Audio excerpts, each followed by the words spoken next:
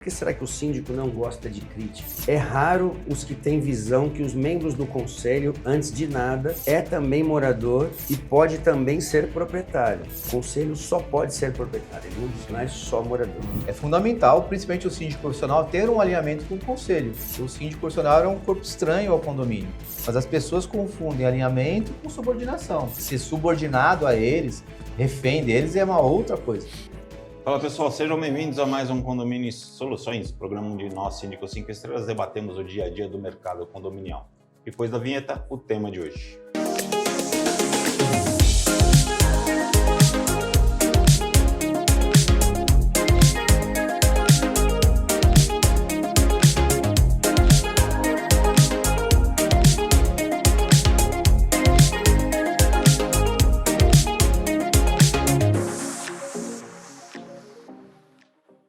Bem-vindos de volta, pessoal, e já começando com um agradecimento especial ao pessoal da SimHub que está viabilizando a continuidade e o nosso programa de acontecer. Não se esqueça de clicar no sininho para... Se inscrever. Tu ia falar se inscrever, depois tu... Não se esqueça de se inscrever no nosso canal e também de clicar no sininho para ficar por dentro de tudo aquilo que acontece aqui na Conde TV. E o programa de hoje com o nosso chatbot quase ex-careca, Walter Pérez. O bullying aqui é fantástico. Eu sou de volta Cara, eu não tenho culpa que você disse para todo mundo aqui dentro que você ia fazer um negócio de implante 3 meses antes. Você deu pra gente um prazão para Não, e aí ficou me enchendo o saco quando eu fiz, agora tá aí. É que eu vou imitar o... A gente tem um prazão. Nossa, Olha como ele ficou bonito. Vou falar pra vocês, vai ficar Olha, bonito. tem alerta da Defesa Civil. Esse seu zóio é azul, porque com cabelo, ó. Porque A quando... Tati que se cuide, viu, Tati? Ó. Tati é Da insubstituível. próxima vez você conta pra gente um dia antes de você fazer. Ó, se tu Pessoal, assistam os primeiros programas que a gente gravou e vê como era Gustavo Moretti e agora com esse topete. Tinha mais cabelo no queixo do que no desse. Esse topete. Vamos lá. A gente está pincelando aqui alguns comentários, até antigos também, que o pessoal já deixou. O Loud Hill aqui, ele deixou uma mensagem. Entendo dos barulhos, um programa que nós tivemos sobre barulhos, entendo dos barulhos. Cachorro, som alto, crianças correndo. Mas o vizinho deve saber que ele não mora sozinho. É uma falta de respeito. Eu faço de tudo para não incomodar meus vizinhos. Os vizinhos adoram ouvir som alto. Tenho a solução. Coloque um fone de ouvido e ouça na altura que desejar. Mas não incomode seus vizinhos. O que vocês acham sobre isso? Eu acho que ele tá certo. Vou falar o contrário, mas... É que morar em condomínio não é fácil, né, cara? Eu tenho um caso de uma moradora que... 2 moradoras, elas ficam brigando uma com a outra, né? E até o síndico revoltado, tem um vídeo que ele fala sobre barulho. E é exatamente isso, cara. Quando o barulho incomoda apenas uma unidade, né, Morão? É difícil a gente agir nisso daí, atuar nisso. E as pessoas não entendem, porque só aquela unidade é afetada, né? Por motivos óbvios. Só como que você não consegue ter parâmetro para agir, para divertir, para notificar. E é isso que acaba gerando revolta e ameaças contra a gente. Né? Ameaças. O Sérgio, num outro programa que nós falamos sobre a violência doméstica, né, ele colocou que o assunto era importantíssimo, porque nós tivemos esse programa quando foi colocada a lei, né? Colocada a lei para a gente fazer a denúncia quando tiver alguma coisa. Ele falou que fomos educados, na verdade, para não intervir numa situação como essa. Tu recebeu o alerta aí e eu escutei um trovão aqui. E eu tô de metrô. Será que nós conseguimos chegar pelo menos no estacionamento? Eu também recebi.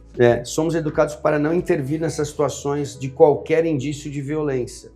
Mas, na dúvida, muita coisa desumana pode acontecer. Acho que é preciso criar normas de condutas para essas situações. Outro dia chamei a polícia porque na casa da vizinha uma criança murmurava que alguém estava ali machucando.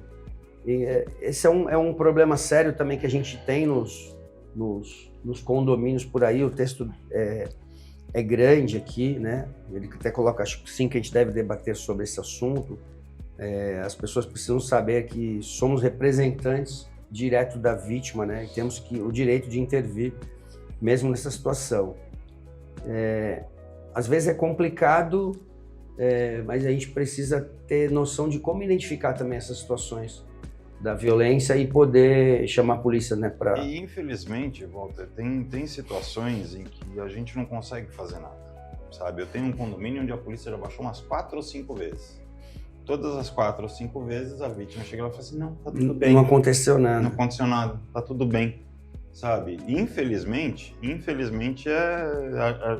daqui a pouco ela vai virar manchete de jornal, entendeu? Ou vai virar estatística, mas... E é muito difícil, assim, a gente atuar nessa situação. É óbvio, a gente tem a responsabilidade, sim, de denunciar, a gente tem a responsabilidade, sim, de tentar atuar em cima do processo, independente de ser síndico ou não. Eu falo que essa lei ela não vale só para o síndico, ela vale para todo mundo, porque o morador que está ali e está ouvindo, ele também tem a obrigação de chamar a polícia e de tentar evitar alguma coisa. Mas nem sempre a gente vai ter sucesso. Na verdade, é uma transferência de responsabilidade, né?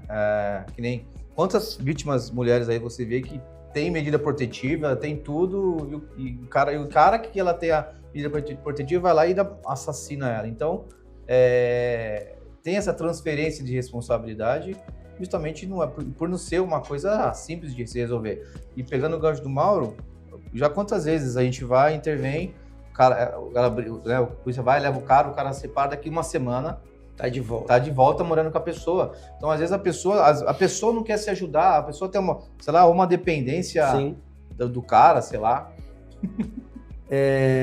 Num programa que nós fizemos sobre não é drogas, né? Substâncias ilícitas, vamos dizer assim. E eu estava num condomínio ontem que a gente sentia literalmente o cheiro no corredor e é difícil, né? Cheiro do quê? De uma erva. Uma erva. Né? Orégano. E aí a Andréa Carvalho até coloca aqui, um tema ótimo, mas infelizmente não tem como identificar em qual andar está ocorrendo o fato. Alguns não. Ali eu consigo identificar qual andar, eu não consigo identificar qual apartamento, porque tem vários apartamentos no hall ali, né? Acho que o síndico deveria conscientizar os condôminos através de assembleia, trazendo algum palestrante que saiba abordar o assunto tão importante e necessário para o convívio entre os condôminos e que sirva de alerta, né? Acho relevante. Eu acho que o problema não está em tentar conscientizar os condôminos. Eu acho que o problema está em conseguirem entender os papéis e responsabilidades de cada um. Um dia até uma moça virou para mim e falou assim, mandou uma foto para mim, achei 3 pinos aqui, provavelmente de cocaína, tal, não sei o que, do lado da minha vaga de garagem. O que você vai fazer a respeito? Não tem nada a fazer. Difícil. Não tem. Então, assim, por mais que você tente dizer para ela, assim, não há nada que eu possa fazer, eu sou incompetente. Sim. Nós tivemos um programa sobre corpo diretivo, conselho, subsíndico, e a Neri Souza, na época, colocou pra gente aqui, por que será que o síndico não gosta de críticas? É raro os que têm visão que os membros do conselho, antes de nada, é também morador e pode também ser proprietário. O conselho só pode ser proprietário, ele não é só morador.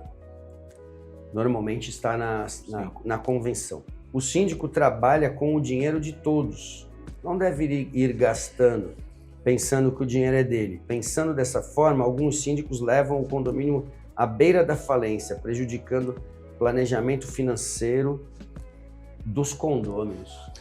Na verdade, eu sempre digo que é fundamental, principalmente o síndico profissional, ter um alinhamento com o conselho, andar junto com o conselho. O síndico profissional é um corpo estranho ao condomínio. E é bom a gente ter, na verdade, é fundamental ter esse alinhamento. Mas as pessoas confundem alinhamento com subordinação, né?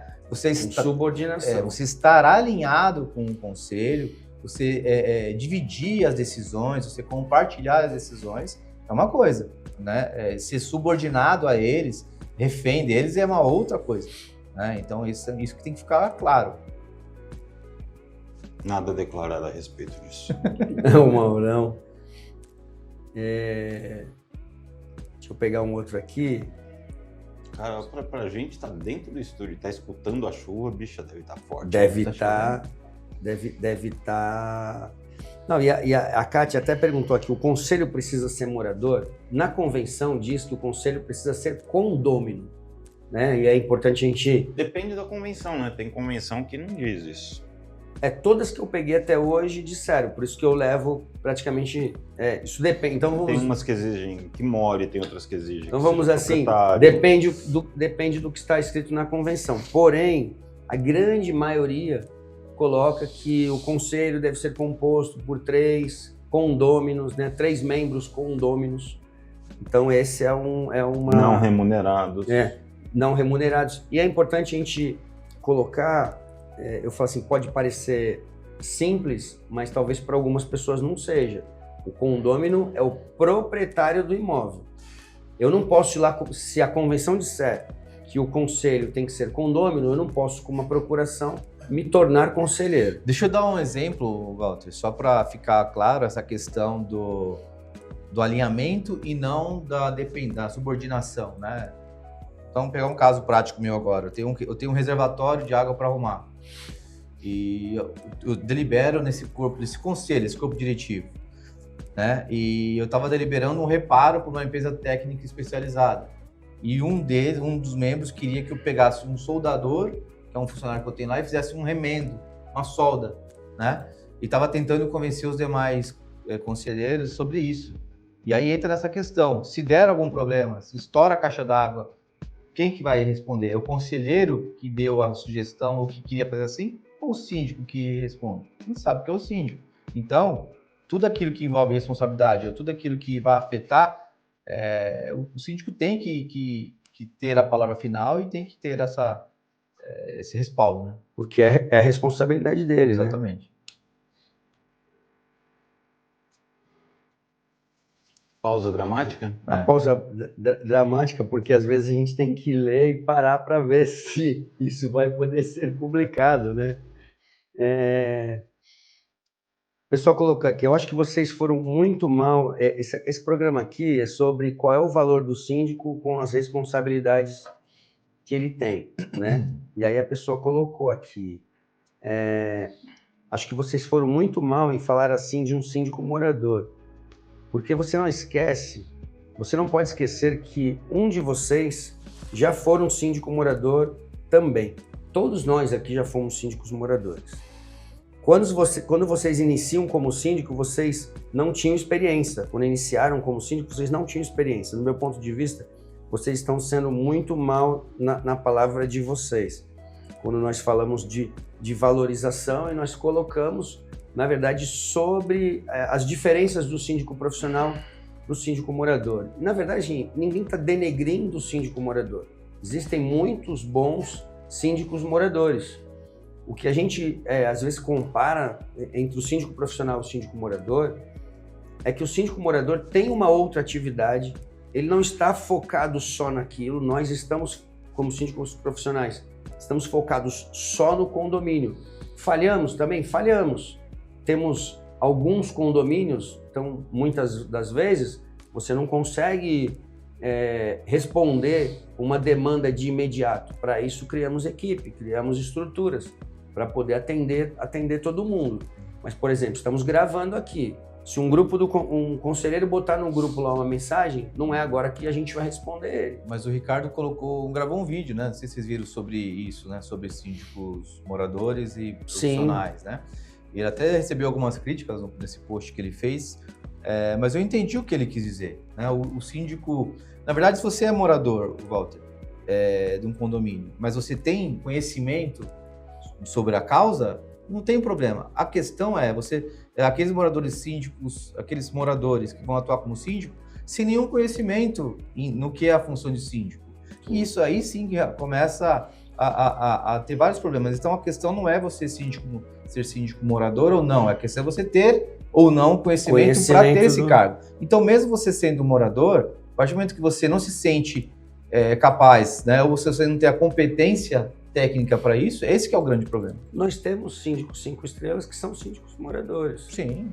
Entendeu? Que depois acaba até conhecendo a situação, querendo migrar para a sindicatura profissional. Trazendo rapidamente esse tema, né? Esse post, o Ricardo ainda fala, né, que um grupo de síndicos profissionais não gostou dessa fala dele, mas eu também concordo com ele, que o síndico profissional, quando tem um conselho atuante, né, é muito mais difícil ele fazer alguma coisa errada, né? Não é que...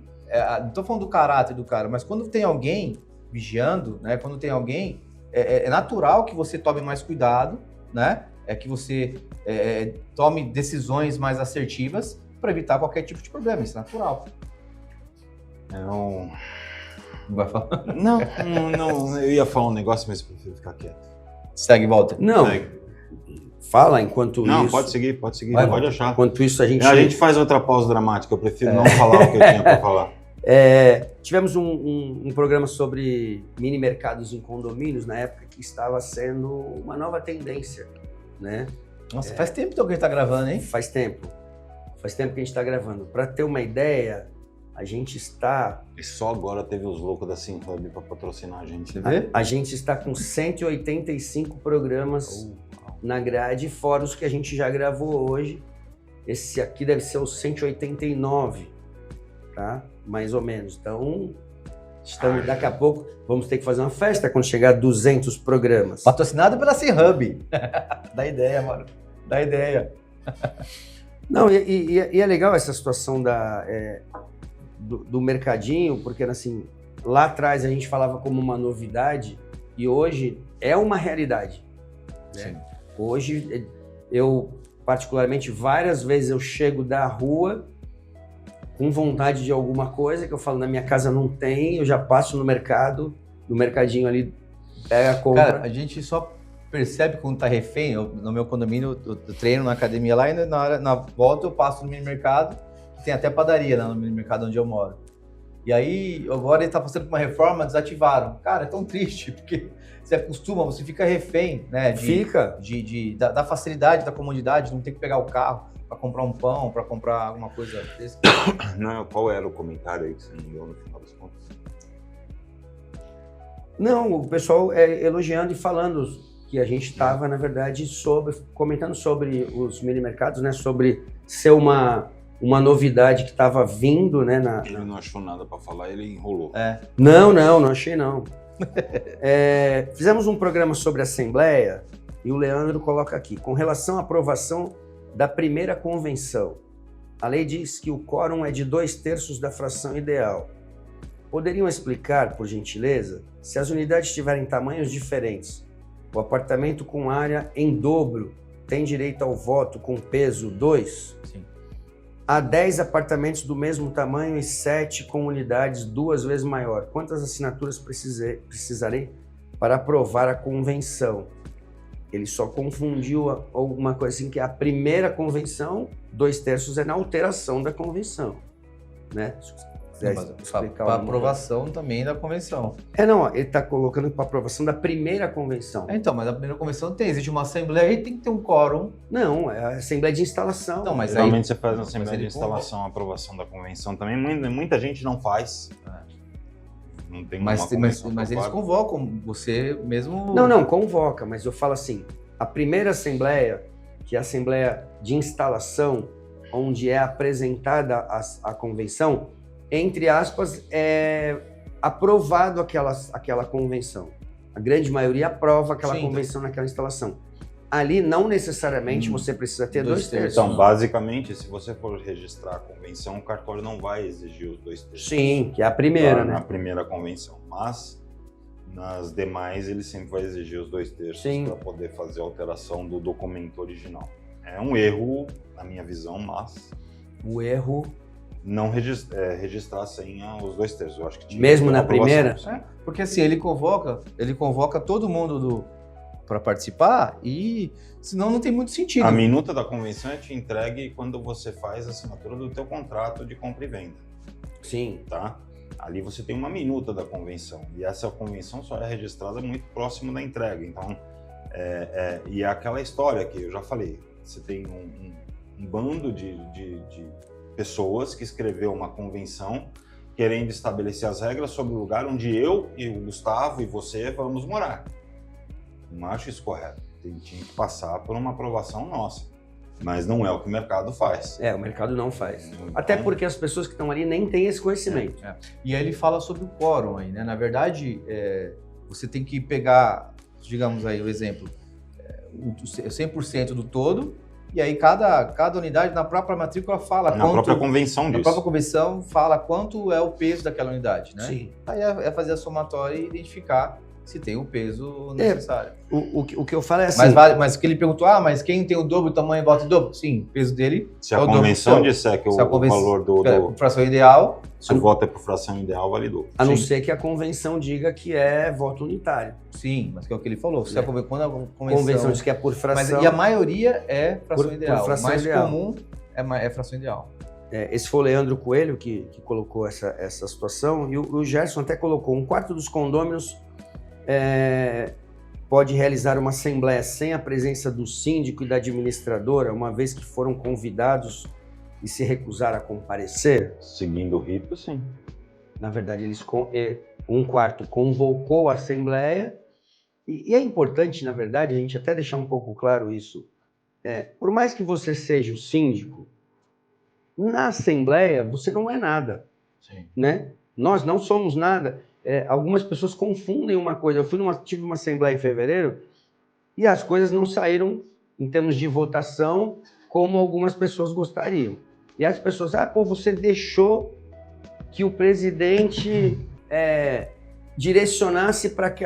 Vocês escolheram o presidente. Eu não posso chegar no meio de uma votação e falar: pessoal, ele está colocando isso e não sei o quê. Eu não sou nada naquele momento. Eu sou síndico do condomínio, mas naquele momento existe uma assembleia de condôminos que elegeram um presidente. E você não é nem condômino. Não sou nem condômino. Então não sou eu vou dar um exemplo. Tinha lá a exigência do atestado médico para entrar na piscina com validade de 6 meses. O pessoal queria aumentar para 12 e o presidente convenceu a não ter atestado médico. E aí depois as pessoas vieram reclamar para mim. Mas teve votação. Teve, então, foi aprovado. Então, é que tudo depende de como a pessoa direciona, como a pessoa fala e as pessoas aceitam. Sim. Algumas coisas que foram colocadas na Assembleia, eu falo assim, eu sou o síndico do prédio, mas na Assembleia eu não sou nada. Sim. É isso que as pessoas não entendem. E a administradora também não é nada. A administradora, ela faz toda uma organização da Assembleia de locar cadeira, alugar som, Sim. Faz o trabalho burocrático de registrar a ata, pode fazer a ata se for escolhida como secretária, entendeu? Se for, porque ela não precisa nem fazer a ata. Então, assim, uma Assembleia ela pode acontecer desde que siga o rito. Qual é esse rito? Convocada por um quarto dos condôminos, abaixo assinado devidamente validado, prazos respeitados, rito de assembleia com eleição de presidente, eleição de secretário, seguiu a pauta, parará, registro da ata. Não tem problema nenhum, não precisa ter síndico, não precisa ter... Não, e até eu tenho uma administradora que ela faz questão lá na assembleia de que um condômino seja presidente e que ele indique um outro condômino para ser secretário.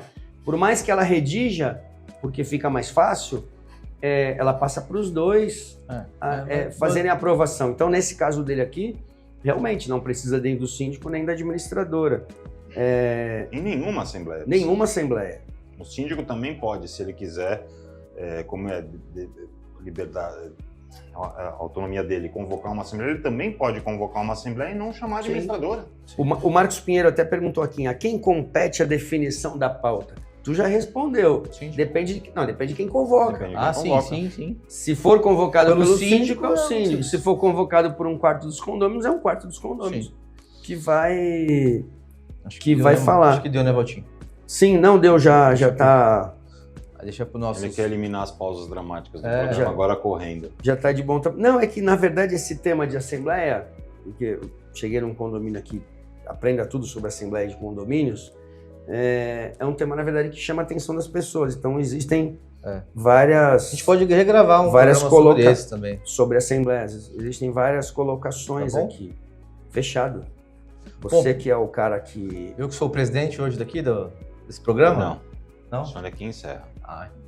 Bom, pessoal, falamos um pouquinho aí, respondemos algumas questões, pedimos aí, reforçamos o pedido a vocês que façam sugestão de tema, façam perguntas para que a gente possa atender o maior número de pessoas. No mais, compartilhe esse vídeo, estamos nas plataformas de podcast, agradecemos novamente o patrocínio da SimHub e até o próximo programa.